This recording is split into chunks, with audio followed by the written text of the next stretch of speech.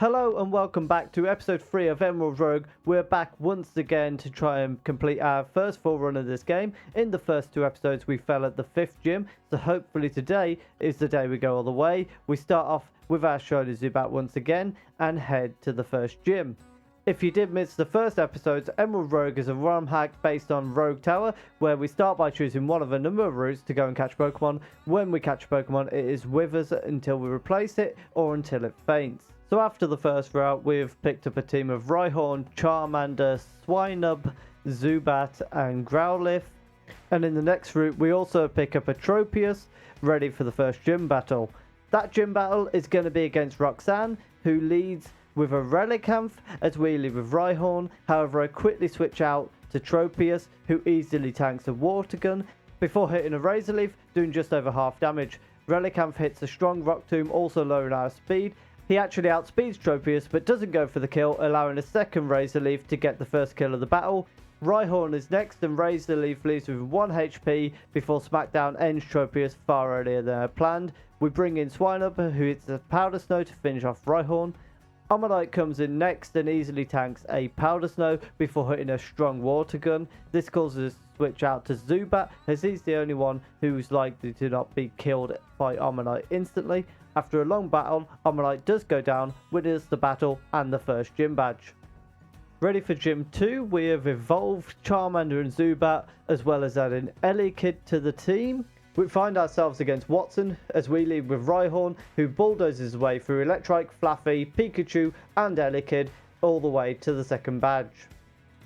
On the way to the third gym, we come across a legendary which happens to be Celebi. We throw a quick ball and Celebi joins the team. Along with evolutions, our team is now Celebi, Charmeleon, Piloswine, Crobat, Electabuzz and Rhyhorn. Our gym battle is against Brawly, who leads with Primeape as we paralyze, allowing us to switch to Crobat, with 2 air cutters taking him down. Breloom is next, who survives through a focus sash before hitting a super effective Rock Tomb, but a second air cutter does take him down.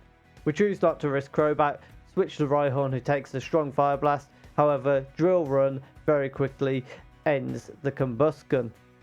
That leaves just Heracross, so we switch to Charmeleon, who tanks a strong Brick Break before hitting a Flame Burst for the kill and badge 3. We come across another legendary encounter, this time Latios, but once again we throw a quick ball and Latios joins the team. The fourth gym leader is Winona, who leads with Yammer as we lead with Electabuzz. 1 hit KO with Discharge gets the job done. Aerodactyl is next. I considered a switch out but didn't see the safe switch.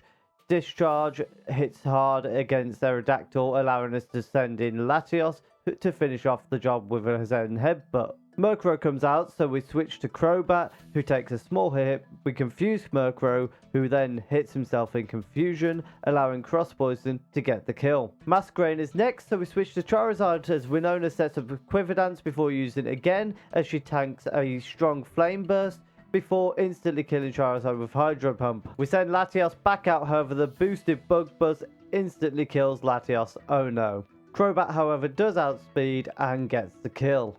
Outlast is Gligar, who easily takes 2 air cutters before recovering with Roost to almost full health. To save dealing with Roost, we confuse Gligar, switch to Rhydon, hit Stone Edge for the kill and the win. By the time we get to Norman, we've added Flygon and Swalot to the team while losing Crobat. Celebi starts with a Magical Leaf, which is strong with a crit on Castform, causing him to use his Berry before a Rain Dance. This means Magical Leaf now hits Castform for super effective damage and the kill. Following this, we switch to Rhydon to take advantage of his Hammer-On as he takes Chip from Persian's Fake Out. He then takes a pretty weak Double Edge as Persian hurts himself before a Hammer Arm gets the quick kill. Zangoose tries to set up with Belly Drum but just leaves himself open to Hammer Arm death, but Norman doesn't learn his lesson and Lanoon meets the same fate.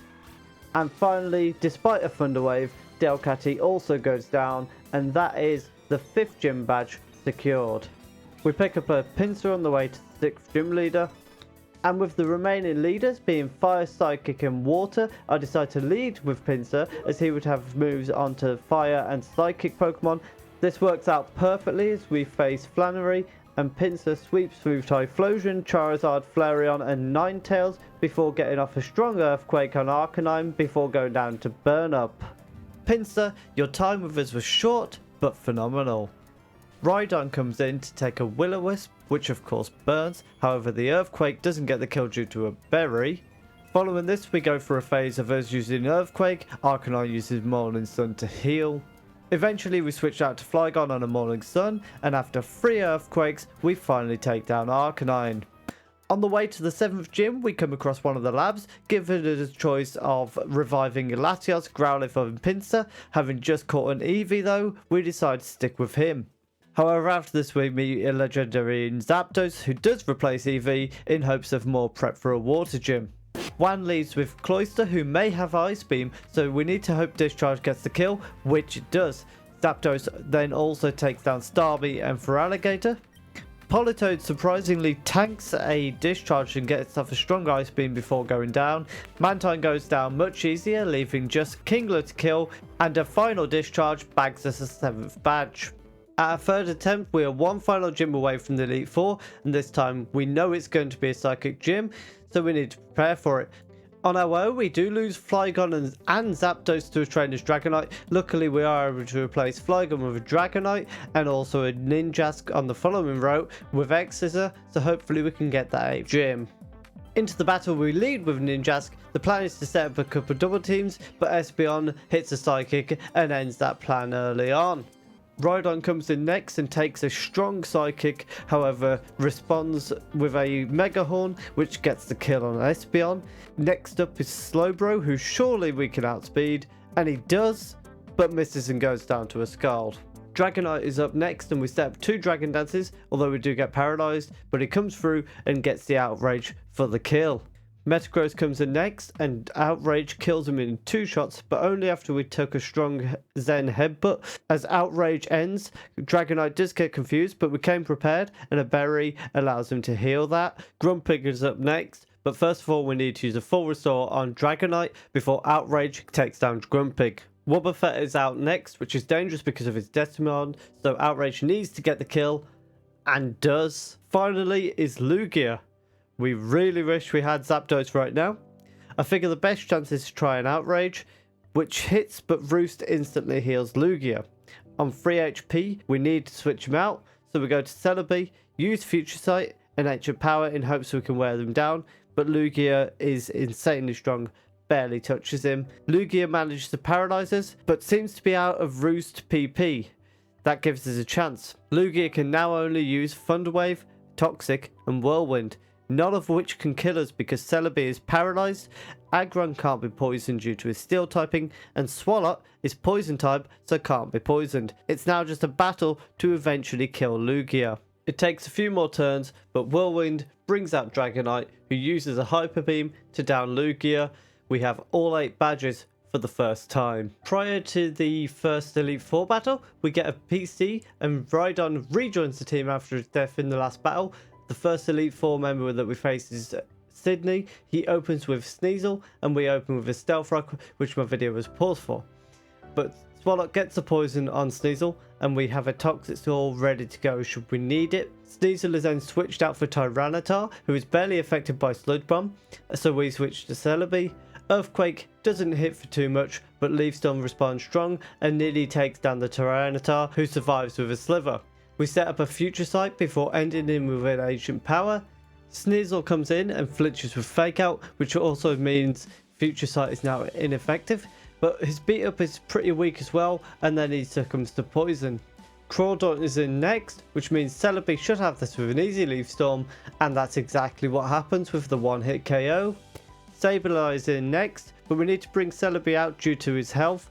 So in comes Dragonite to set up a couple of Dragon Dances, and we do get encored into it.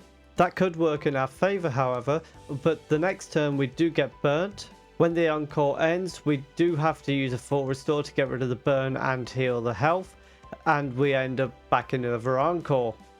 We eventually get 3 of encore, and Outrage should see us through the rest of the match as down goes Sableye, followed by Sharpedo, but Outrage ends the turn early.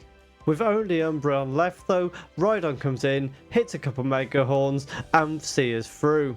In the first route after this, we encounter a Poliwhirl who quickly evolves into Poliwrath, but I make a huge mistake in a trainer battle and Dragonite goes down to a Blizzard from Wolverine. As does Swalot in a moment that was unfortunately not recording. However, we do get a legendary on and run to the next Elite Four member, but in the trainer before the legendary, in a terrible moment, we wipe to a random trainer as their Crobat suicide dives into Celebi and cruelly ends our best run so far thanks to silly mistakes when we were so far through. What a stupid way for this run to end. All of a sudden, we're back to where we started and we have to go again next time in attempt 4. Thank you very much for watching, and unfortunately, I've let you down on this occasion. However, I hope you've enjoyed the different style of editing on this video, and I've got more surprises coming for when I do attempt 4, as well as I'm also looking at doing a run on Renegade Platinum, which again will be in a new style, so hopefully that will look a bit more pleasing on the eye and the videos will be a little bit better. These videos do take me quite a lot longer to edit than my normal content, so I will get them out as and when I can because they are probably one of the most enjoyable videos that I've done for a long time. If you have enjoyed it, please do leave a like down below, subscribe and wish me luck for next time.